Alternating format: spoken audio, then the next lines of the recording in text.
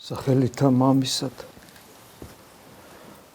და ძისად და სულისა წმინდისად. ჩვენ ვიცით, რომ ერთ-ერთი ძალიან მნიშვნელოვანი მახასიათებელი ქრისტიანული მსოფლმხედველობისა, შინაგანი მდგომარეობისა, ცხოვრებისა ეს არის მოლოდინი ღმერთთან შეხვედრისა. როგორც წმინდა წერილი მთავრდება, სიტყვებით გამოიხატება ყველა მორწმუნის სულისკვეთება, რომ მალე მოდი უფალო. აი ეს მდგომარეობა ჩვენ უნდა გქონდეს მუდმივად. ამაში იგულისხმება უფლისდიდებით დაბრუნებაც, ამაში იგულისხმება ჩვენი გარდაცვალებაც. მაგრამ რა თქმა უნდა, არა მხოლოდ ეს. იმიტომ რომ ეს წყურვილი უფალთან შეხვედრისა და რა შემთხვევაში ჩდება ჩვენში ეს წყურვილი, როცა ჩვენ ნელ-ნელა ვაცნობიერებთ რა იმას, რომ მან შეგვიყვარა, მერე ჩვენც გვიყვარდება, როგორც იონე მოციქული ამბობს, ჩვენ გვიყვარს, იგი რამე თუ პირველად მან შეგვიყვარა. აი სიყვარული ქრისტესადმი, სიყვარული ქრისტესადმი. სიყვარული ისეთი, რომელიც სიყვარულის თლიანად მოიცავს ჩვენ არსებას, ჩვენს გულს. კარგი გაგებით შეპყრობილი რო ხდება ადამიანი ამ სიყვარულით. რა თქმა უნდა, ეს არის ჩვენთვის დღეს ერთი შეხედვით მიუღწევადი მდგომარეობა და ამიტომაც გვჭირდება მუდამ საკუთარ თავზე იძულება. აბა როგორ შეიძლება ადამიანს ქრისტე უყვარდეს და საკუთარ თავზე იძულებაც სჭირდებოდეს, ხო? ეს ერთი მხარე, მაგრამ მეორე მხრივ ამის გარეშე ცხონება არ არის. ამიტომ ერთი მხრივ ჩვენთვის მიუღწეველია ჩვენი ადამიანური უძლურებისა და სამწუხაროდ არა მარტო უძლურების, არამედ ჩვენი ცოდვილობის, ჩვენი მუდმივი ღალატის უფლისადმი და მუდმივი პიროვნულად არასწორი არჩევანის გამო, გულის სიტყვების გამოდევნების გამო, როცა მთელი ჩვენი შიგთავსი სავსეა, რიღათ აღარ არის სავსე გარდა ქრისტესი. და ჩვენ ყველაზე მეტად ამას გვწრნობთ, როცა ლოცვაზე წარვდგებით ღვთის წინაშე, ყველაზე მეტად მაშინ იგრძნობა, რა დღეშია ჩვენი შინაგანი სამყარო, ჩვენი გული, ჩვენი გონება. მაგრამ მეორე მხრივ სხვა გამოსავალი არ არის და აქ რა თქმა უნდა გვაქვს იმედი უფლისა, რომ ის რაც შეუძლებელი არის კაცსათვის შესაძლებელია ღმერთის მიერ. და ეს შესაძლებლობა, ღმერთის მიერ შესაძლებლობა, რა თქმა უნდა გამოყენებული უნდა იქნას და ეს არის 2000 წლოვანი ზუსტად, ეს არის ჩვენთვის გადმოცემული, რომელთანაც ჩვენ ვსწავლობთ, 2000 წლოვანი გამოცდილება ეკლესიისას, რომ ამაში მდგომარეობს, რომ აი ვისწავლოთ ეს როგორ უნდა გავაკეთოთ.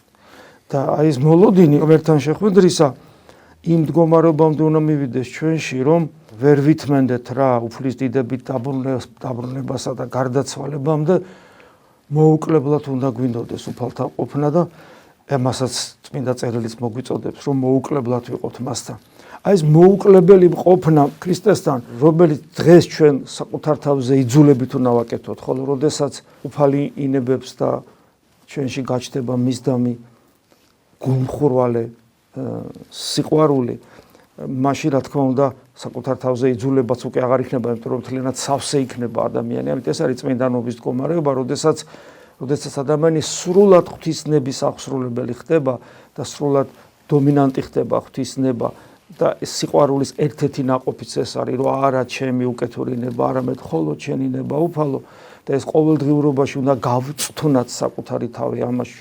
ჩვენ ხო საერთოდ როცა მით უმეტეს განსასწრელი გვაქვს, ესე ვლოცულობთ, რომ შეიძლება სიტყვით ეს არ გამოვთქვათ, მაგრამ ასეც გამოვთქვათ ხშირად და ასე გვინდა, რომ ჩვენ სულ მუდამ ეს განწყობა გვაქვს უფლის მიმართ, რომ ვთხოვთ რაღაცას და გვინდა, რომ ისე იყოს, როგორც ჩვენ ვთხოვთ, როგორც ჩვენ წარმოგვიდგენია, როგორც ჩვენ გვინდა. თითქმის არასოდეს ვაკეთებთ იმას, რომ არ გამოვხატოთ ჩემი ნება, არამედ რაღაცა პრობლემა მაქვს, ხო? რაღაცა საკითხია, რაღაცა თემა და ასე შემდეგ, უამრავი რაღაცა გვაქვს ადამიანს, არამედ ლოცვაში გქონდეს განწყობა, რომ როგორც შენ გინდა უფალო ესე იყოს. არა როგორც მე ვფიქრობ, არა როგორც მე გამიხარდება, არა როგორც მე მესიამოვნება, არა როგორც მე ვგეგმავ, არა როგორც მე მიმაჩნია, არამედ როგორც შენ გინდა. ყველაფერი ესე. აი ეს უნდა აღვზარდოთ ჩვენ საკუთარ თავში. ამას თუ არ გავაკეთებთ, არანაირი სიყვარული ჩვენი უფლისადმი არ გაჩნდება, იმიტომ რომ ჩვენ პრაქტიკულადაც ვერ დავწმუნდებით, რომ ღმერთი ჩვენზე ზრუნავს. როგორ ჩდება სიყვარული? ხო, წმინდა წერილის მიხედვით ესეა, ჯერ იმედი და ნდობა ჩდება უფლისადმი, რომელიც აღარ გვარცხვეს. არ შეგვარცხვენს და ეს სიყვარულამდე გადაიზრდება და როგორ შეიძლება ღმერთს ენდო ღმერთთვისად მინდობა გაგიჟდეს, როდესაც მუდამ შენი ნება გაგაქვს, მოდი ესე ვთქვათ. მუდამ შენი გინდა იყოს, შესრულდეს. და აი უფლის სიტყვები გახსოვს, ხო, როდემდე ვიყო თქვენთან, როდემდე თავს ვიდებდე თქვენსა. აი ეს სიტყვები ჩვენ გეკუთვნის მაშინ, როდესაც სულ ჩვენი გვინდა გავიტანო და ვერასოდეს ვერ მიხვდებით, რომ ჩვენ ღმერთს უყვარვართ. ღმერთს რო უყვარვართ, ამას მიხვდებით მხოლოდ მაშინ, როცა ერთხელ, ორჯერ, 100-ჯერ, 1000-ჯერ დიდი ხნის განმავლობაში, წლების განმავლობაში, 10 წლეულების განმავლობაში სულ ვცდილობ, რომ მისი ნება რეალიზდეს ჩვენ ცხოვრებაში და ბოლო-ბოლო დავა ჩემამდე მივხვდები, რომ თურმე რა კარგი ყოფილა ღვთისნების ცხოვრება, თურმე როგორ ზრუნავს, როგორ ფიქრობს ჩემზე, როგორ მოიცლის ჩემთვის და მე ჩემთვის გაცოცხლდება მისი ჯვარცმა ჩემთვის რომ ჯვარცმულია, ჩემთვის რომ მოკვდა და საბოლოო ჯამში ჩემში ამ გაქვავებულ გულშიც შემოვა სიყვარული. მაგრამ ეს სანამ მოხდება, ჩვენ უნდა ვიღვაწოთ, ეს არის სწორედ საკუთარი თავის იძულების ერთ-ერთი მნიშვნელოვანი აუცილებელი мотиваცია. რატო ვაიძულე, რას ვაიძულებთ საკუთარ თავს, რომ აი ეს მოუკლებელი სწრაფა ღვთისაკენ, მოუკლებლად იძულება საკუთარ თავზე, რომ მას ვუერთგულოთ, მოუკლებლად ვაიძულოთ საკუთარ თავს, რომ მასთან შეხვედრის სურვილი გქონდეს და ეს უნდა იყოს არა მარტო ყოველი ლოცვის დროს, წმინდა წერილის კითხვის დროს, ევქარისტიის დროს, არამედ ყოველ წამს, როგორც პავლე მოციქული გვასწავლის მოუკლებელი ლოცვა და არც ერთი წამი მართლაც ქრისტეს გარეშე, აი ეს საჭიროებს მუდმივად საკუთარ თავზე იძულებას და გარკვეული ცხოვრების წესს. და რა გვიშლის ამაში ხელს? თუ ადამიანს ეს ხანდახან მაინც უცდია ამის გაკეთება, აღმოაჩენს, რომ პირველი ჩვენი მტერი ამ დროს არის ჩვენი პირადი ცხოვრება, ამ ქვეყნიური ცხოვრება, ამ ქვეყნიური მიზნები, ინტერესები, ეგოიზმსაც არ ვლაპარაკობ, ამ ქვეყნიური ღირებულებები, რომელშიც რეალიზდება ჩვენი ეგოიზმი ზუსტად, იმიტომ რომ ამ ქვეყნიური ღირებულებები ჩვენ სამართლიანობასაც აკმაყოფილებს და გვსიამოვნებს კიდევაც და ამიტომ არ გაგვიკვირდეს, როცა უფალი ამბობს, უფალი რომელიც გვალდებულებს გვიყვარდეს მოყვასი და წმინდა წერილი რომელიც გვალდებულებს თუ საკუთარ ოჯახზე არ ვზრუნავთ, ურწმუნოებზე უარესიც ვართ, ამავე დროს ნახეთ როგორ საუბრობს, რაც დღეს აღმოვიკითხეთ, რომელი მოვალს ჩემდა და არა მოიძულოს მამა, დედა, ცოლი, შვილნი, ძმანი, დანი და მერე სულიცა თვისი, ანუ ამ ქვეყნიური ცხოვრება, სულში გულისხმება ჩვენი ამ ქვეყნიური ცხოვრება, ამ ქვეყნიური სიცოცხლე, თუ ამ ყველაფერს არ მოიძულებს იმათ და იმას, ვისი სიყვარულის ვალდებულებასაც თავად უფალი გვიწესებს და ეგ ჭირდება ადამიანს სიბრძნე გაიგოს ერთის და მეორეს და შეათანხმოს ეს ორივე თითქოს ურთიერთ გამომრიცხავი რა ამას თუ არ გააკეთებს ვერ ხელეწიფების მოწაფე ყოფა ჩემ და ცოდვაზეც არ არის ლაპარაკი გესმით ცოდვაზე არ არის საუბარი პავლე მოციქული ხო ამბობს რომ ცოდვა და წარმოთქმაც კი სირცხვილია ჩვენთვის ქრისტიანებისათვის და ჩვენ სადავართ, აქ სადავართ. აქ კი არა ცოდვას ვერ მოვიძულებ. საკუთარი ცხოვრება ამ ქვეყნიური ღირებულების ნაწილში კი არა, საკუთარ ეგოიზმს ვერ მოვიძულებ. გესმით, რამხელა სამუშაო გვაქვს ჩვენ, რომ აი ამ მდგომარეობამდე მივიდეთ. და მერე ხო ჩვენი ერთ-ერთი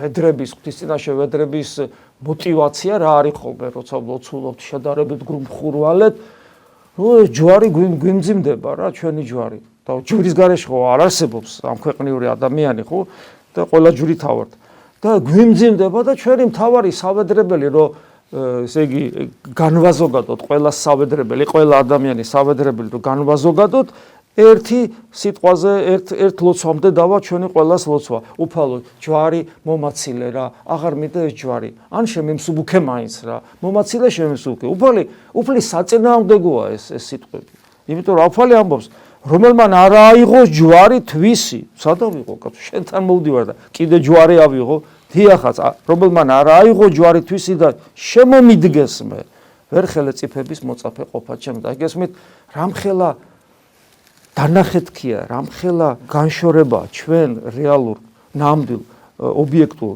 ეგრეთ წოდებულ ქრისტიანულ ცხოვრებასა და წმინდა წერილს შორის. ამიტომაც არის რომ გადის წლები და ეს გაქვეებული გული არაფრით არ ცოცხლდება. ამიტომ არის. ანუ სახარების მიხედვით ცხოვრება არც დაგვიწყია. მიზეზი ეს არის, სხვა არაფერი. ამიტომ რომ ერთმანეთი არ გვიყვარს, იმიტომ რომ ღმერთს ვერ აუგზნობთ, ამიტომ რომ ლოცვა გვეზარება, და ამიტომ რომ განსასწრელი სიკვდილის გვეშინია, ამიტომ არის, მხოლოდ ამიტომ, რომ ჩვენ მოცემული გვაქვს შავით თეთრზე დაწერილი გამოცხადება უმწვერვალესი იმისათვის, რომ ინსტრუქცია ფაქტიურად არა და ვერა. ამის გამო მე ადამიანს ჭირდება სულიერ ცხოვრებაში გონივრულობა, სიბრძნე, ის რომ თქვათ სიყვარულზე საუბრობთ, ეს არ გამორიცხავს ჩვენს აზროვნებას, ინტელექტუალურ, ლოგიკურ მსჯელობასაც კი, არაფერს, ანუ სულიერ ცხოვრებას, ნახეთ, სულიერ ცხოვრებას ჭირდება არა სტიქიური ნებისმიერი სათნოება უნდა აღსრულდეს, არა სტიქიურად, ინტუიციურად, ემოციურობით ან გრძნობით მხოლოდ, არამედ აზროვნებითად.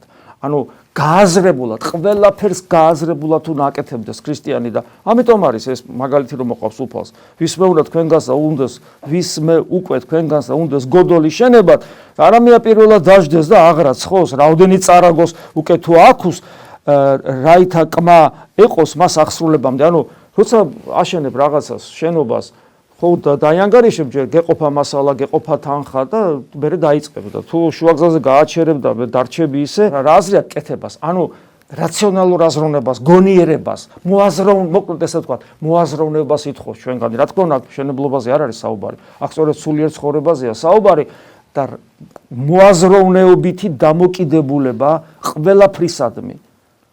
ყველაფრისადმი და ჩვენ ხო ძალიან ხშირად ვიცით საკუთარი თავიდან გამომდინარეს. და საერთოდ საქართველოს მაგალითზე სტიქიური რელიგიურობა, რომ აი რა ვიცი, აი ისე ფანტასტიკურ ფორმებს იძენს ეს ყველაფერი, იმიტომ რომ ადამიანი გაუაზრებლად აკეთებს ყველაფერ ამას, არ აზროვნებს, არ ფიქრობს.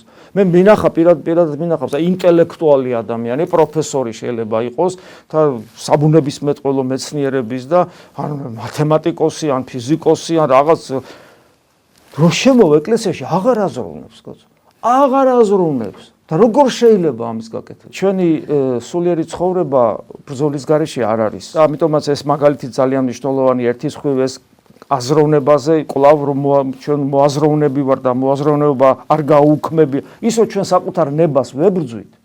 იმიტომ რომ ეს ნება უკეთურია. ეს იმას კი არნიშნავს, რომ საკუთარ თავში აზროვნებას ვებრძვით. აი აქაც მორჩილების არასწორი გაგება. ჩვენ ვებრძვით საკუთარ ნებას, იმიტომ რომ საკუთარი ნებით მაცხოვრებელი ადამიანი ეგოისტია. ჩვენ საკუთარ ნებას იმიტომ კი არ ვებრძვით, რომ სისულელები ვაკეთოთ და აზროვნებაზე ვარ ვთქვათ. ჩვენ საკუთარ ნებას ვებრძვით იმიტომ, რომ ეგოიზმზე, ჩვენ საკუთარ სიმართლეზე ჩვენს პატივმოყვარეობაზე ვთქვა, თუ არის და არა აზროვნებას. და ადამიანს როგორ გონია, ესე იგი თუ შენ მორჩილებით ცდილობ ცხოვრებას, ესე იგი აზროვნებაზე უარს ამბობ. არა ამბობ აზროვნებაზე უარს. ეგოიზმზე ამბობს. ახლა როგორ გავყოთ ესენი ერთმანეთისაგან? ეს არის უკვე ერთით რაღაცა ამის გამოგონება აღარ გჭირდება. 2000 წლოვანი ეკლესიის ისტორია ამაზე ღაღადებს, თუ როგორ მოხერხდეს ისე რომ შენ მორჩილებით იცხოვრო, ისე რომ აზროვნებაზე უარი არ თქვა და ქრისტეში გაიზარდო. გესმით? აი ეს ჩვენ არაფრის გამოგონება არ გჭირდება, ყველაფერი დიდი ხანია უკვე გამოგონებულიც არის, მოფიქრებულიც არის, დახვეწილიც არის, გამოცდილების ცეცხლში გატარებულიც არის და ფიზიკურადაც წიგნებში დაწერილიც არის და რეალურად ხდება მათი შესრულება მთელ რიგ მონასტრებში, სადაც ტრადიცია არ გაწყვეტილა. და აი აქ ადამიანის საბრძოლო განწყობა, რომელი მივას სხვისა მეფისა ბრძოლად, არამე პირველად დაждდის და განიზრახის უკვე თუ შემძლებელ არს 10,000-თა შემთხვევად 20,000-ისათა მომავალსა მის ზედა. ასე რომ აქაც არის ჩვენი ძალების განსაზღვრა. ჩვენ სულ ვომობთ საკუთარ თავთან, საკუთარ დაცემულ ბუნებასთან, ამასოფლის სულთან, ეშმაკთან, მაგრამ აი ამ ბრძოლასაც გონივრულობა ჭირდება, რომ ჩემი ძალები ზუსტად განსაზღვრო, იმიტომ რომ როცა ადამიანი ვერ საზღვრავს ძალებს და გადამეტებული მოშურნეობით იწყებს ღვაწს, ამას ქვია ცდუნება მარჯვნიდან, თითქოს სიკეთეს აკეთებს, გადამეტებული ლოცვა, გადამეტებული მარხვა, გადამეტებული ქველმოქმედება, გადამეტებული სიკეთე და ასე შემდეგ, და ადამიანი ამ დროს ინგრევა, იმიტომ რომ იმაზე მეტი იტვირთა ვიდრე შეეძლო, იმაზე მეტად დაეჯახა ბოროტს, ვიდრე ამის უნარი ქონდა. ამიტომ აქაც ძალიან გონივრულობა ჭირდება და იმიტომ რომ პატივმოყვარეობის მიზეზით ხდება ადამიანი ამ დროს რომ ცდუნდება. და ასევე უნდა ვიცოდეთ, რომ ჩვენ ცხოვრებაში რა უნდა უარყოთ და რა უნდა დავტოვოთ. და ამის ნიშანია ერთ-ერთი ამაზე საუბრობს, როცა უფალი გვეუბნება, რომ ყოველმა თქვენგანმა, რომელმან არა იჯმნეს ყოვლისა მონაგებისაგან თვისისა, ვერ ხელეწიფების მოწაფე ყოფა ჩემდა. რა მონაგებზეა საუბარი? ის, რით ჩემი ეგოიზმით შევიძინე და ის, რაც დატვირთული იყო საზრისით, რომელსაც მხოლოდ და მხოლოდ დროებითი ღირებულება აქვს. ამისგან უნდა გათავისუფლდეს ადამიანი, რომ გახდეს სულით გლახაკი. იმიტომ რომ ეს ყველაფერი, რაც არის, ხო, აქ მატერიალურ სიმდიდრეს კი არ ეხება იმდენად. არამედ ეს ეხება იმას, რაც ჩვენ ეგოიზმს კვებას. და თუ მატერიალური კვებავს ჩემ ეგოიზმს, მისგანაც უნდა განთავისუფლდე. თუ ჩემი ინტელექტუალური რაღაცა წარმატებები კვებავს, ან სხვა წარმატებები, ანუ თავარია რომ ჩემ ეგოიზმზე წყალი არ დავასხა. გესმით? ეს არის ჩემთვის დამღუპელი. ამიტომ უნდა განვიძარცო მათგან. ჩემი თავი გამოვათავისუფლო ამ ყველაფრისაგან, რომ გავხდე სულით, არა ფიზიკურად, არამედ სულით გლახაკი. რას ნიშნავს სულით გლახაკი? მიხვდეს ბოლოს და ბოლოს ადამიანი, რომ ქრისტეს გარეშე არაფერს წარმოადგენს. აი თითქოს მორწმუნე ადამიანისათვის ორჯერ 4 ხა ქრისტეს გარეშე რას წარმოგვინავართ? ვინ ავართ? გარდავიცვლებით და ხშირად როგორც მithქვავს, რამდენიმე წელიწადში გარდაცვალებიდან 3 კილო ზვალი დავშებით და სულით კიდე ისეთი არსება, რომელსაც ატანა არა აქვს ღმერთის და ღმერთთან არ უნდა. თუ ჩვენ ღმერთთან გვინდა, მაშინ ღმერთი უნდა გვიყვარდეს. რაც შეჯერობით ჩვენ ცხოვრებაში არ ჩანს. და ვინ ავართ, რას წარმოვადგენ? არაფერს. გესმით? და ეს ძალიან მალე საცდავრი გახდება, ყველა ძალიან მალე გარდავიცვლებით. რითი დავიწყეთ საუბარი? უფალს უნდა შევხვდეთ და როგორ შევხვდე უფალს? როცა ჩემში არაფერია, რომელიც ქრისტეს სიყვარულით ანთებული იყოს, არაფერია. გესმით? რელიგიურ ცხოვრებაში ჩემს ეგოიზმს ვაფუფუნებ. ამიტომ გლახაკი სულით ნიშნავს იმას, რომ მივხვდე მე იმას, რომ ქრისტეს გარეშე არაფერი ვარ. არაფერი, სრული არარაობა. აი ამას რო ხდება ადამიანი, აი მერე უკვე ის ხდება მოწაფე ქრისტესი და მერე ის ხდება მარილიც, ის ხდება მაგალითი. ესეთი ადამიანი ღვთის მადლის ჭურჭლად იქცევა შემდგომ. ეს პარადოქსია, ხო, როცა მიხვდები რომ არაფერი ხარ, მაშინ შემოდის ეს საღვთო მადლი, შენ ხარ ჭურჭელი, შენი შიგთავსი დაიცალა აი უკეთურებისაგან, ეგოიზმიდან გამომდინარე რაც არის და ის აღივსო საღვთო მადლით, ხდები მარილი, ანუ გამაკეთილშობილებელი, გადამრჩენელი ამ სამყაროს იხსნისგან და მაგალითი. თუ ესე არ იქნება ესე, მაშინ მარილი განკარდებაო და არცა სკორეს, ანუ ესე იგი სკორეზე დასაგებათაც კი აღარ ვარგა და არაფისთვის აღარ ვარგა და მე გვეუბნება ასეთ სიტყვებს, რომელს ასხენ ყურისმენად ესმოდენო, რომ ფრთხილად იყავი. კი გესმით, მაგრამ გესმით? ანუ ხო გავიგეთ, მაგრამ გავიგეთ, აი ეს არის.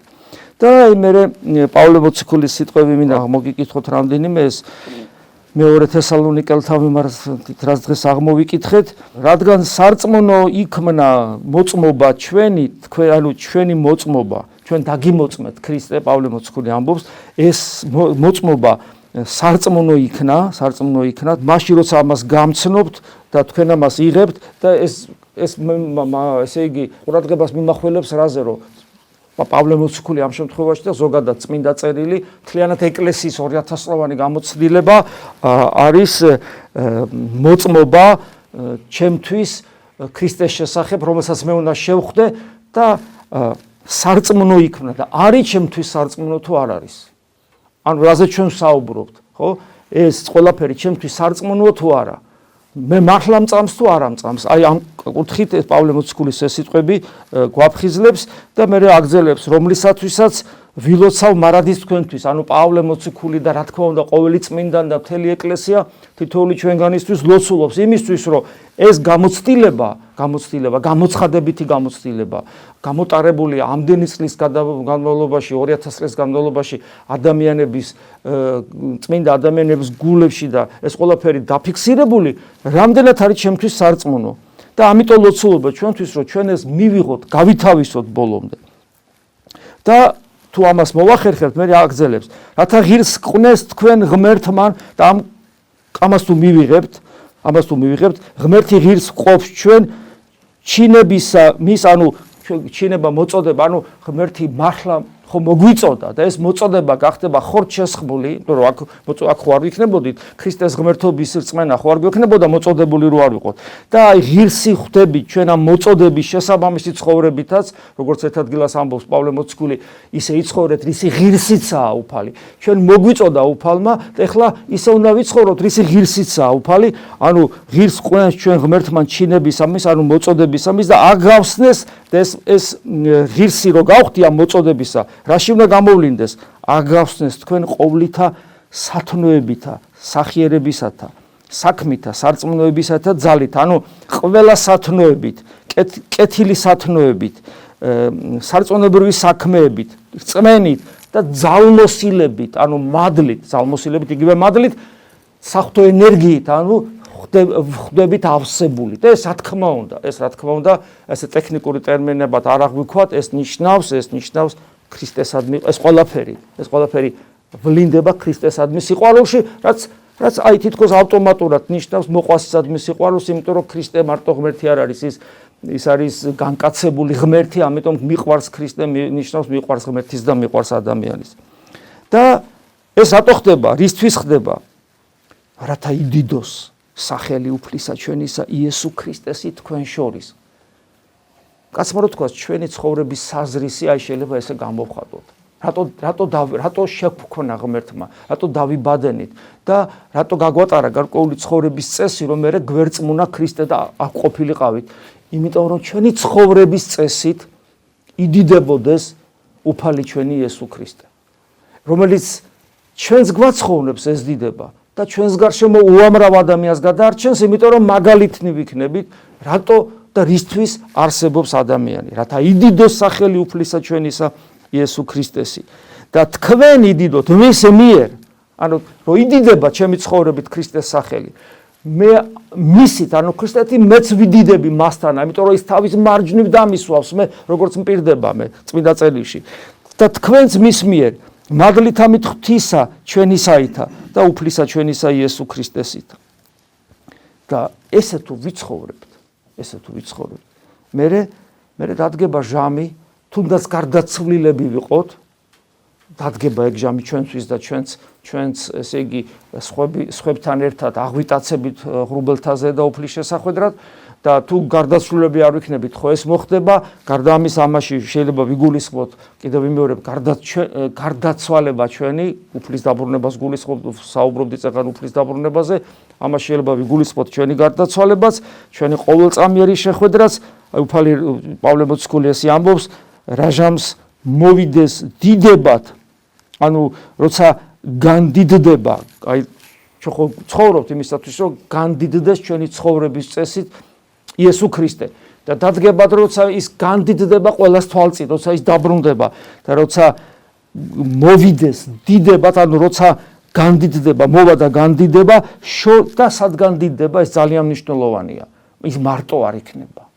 ღმერთი ხო არის და ღმერთს ჩვენ რაში ვჭირდებით, მაგრამ მისი დიდება, მის დიდებით რომ იხაროს სხვამ, ის მარტო არ იქნება, ის მოვა შორის წმინდათა მისთა და ხო ვიცით ესია, როცა უფალი ბრუნდება ანგელოზთა და მთელი წმინდათა დასი და მე სად ვიყო?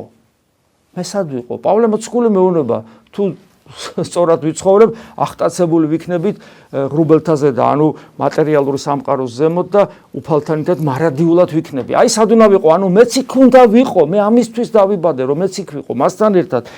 ანუ ის მოვა დიდებით, ანუ განდიდებული მოვა შორის წმინდათა მისთა და ამას მიწერს იმიტომ, რომ კიდევ ერთხელ გამახსენოს, რომ მეც იქ უნდა ვიყო, თუ ქრისტიანი ვარ, ეს მელოდება მე, ეს გველოდება ჩვენ.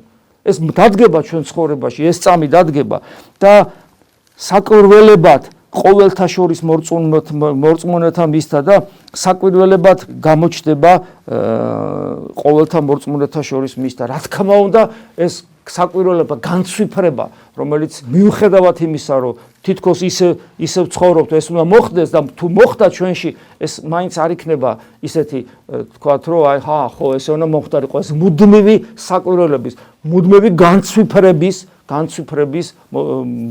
აღძრავი იქნება ჩვენში, იმიტომ რომ როგორ უნდა შეეგუო იმას, რომ ღმერთთან ხარ, მის მარჯვნივ, როგორც ძმა და როგორც მადლით თანაღმერთი, აი ეს დიდებულება გველოდება, მაგრამ ეს ყველაფერი რომ მოხდეს, ამისათვის საჭიროა ვიცხოვროთ ისე, როგორც თავიდან თქვით, ვიყოთ მებრძოლი საკუთარ თავთან, საკუთარ ეგოიზმთან, რომ ჩვენთვის მთლიანად ყველაფერი იყოს იესო ქრისტე, ჩვენი ცხოვრება იყოს მისი დიდება, ჩვენი ცხოვრებით იდიდებოდეს ის და ცხოვრების აზრისი მთლიანად კონცენტრირებული იყოს იესო ქრისტეზე და ყველაფერი დანარჩენი თუ რამე არსებობს ამ სამყაროში, ყველაფერი იმდენად შეიძლება იყოს ჩვენთან, რამდენადაც ეს ყველაფერი ქრისტესთან ერთად ყოფობას შეძლებს ჩვენს გულში. ამინ. მადლი უფლისა ჩვენისა იესო ქრისტეს და სიყვარული ღვთისა და მამისა და ზიარება სულისა წმინდისა იყოს თქვენ ყოველთა თანა. ამინ.